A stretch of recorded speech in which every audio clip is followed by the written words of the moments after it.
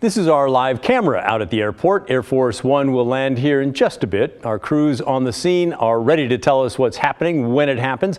We'll come back to this shot every once in a while. Not much to show you at the moment.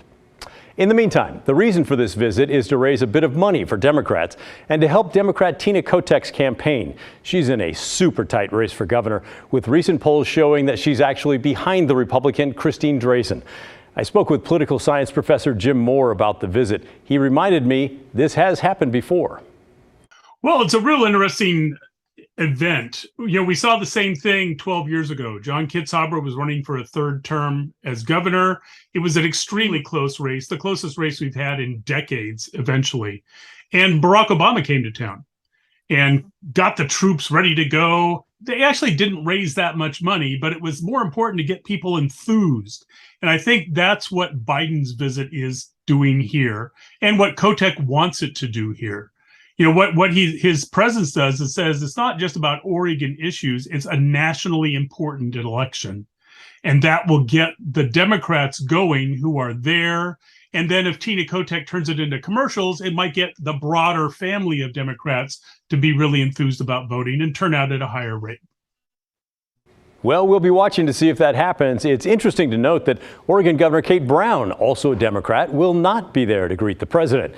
She's on a trade trip to Asia. Although maybe it's not that surprising. She has one of the lowest approval ratings in the country for a governor, and she's going to be out of office at the end of the year. So on a political front, there's not a lot that she can offer. And what do you and I, get out of this trip from the president? Professor Moore says nothing. No, unless the president is, doing something, signing some kind of bill. For instance, just a day ago, he went to Colorado and created a national monument. He's not going to do anything like that here. So no, we don't get anything out of it. But it is important because I got to tell you, when you get to the Midwest and the East Coast, they kind of forget the West Coast is here. And especially Oregon, Washington, Bill Gates, Microsoft, and Boeing and California, everything going on there. Oregon, occasionally a sporting event. We just aren't on the radar. So it shows the rest of the world that we're here because that national attention follows, especially the president.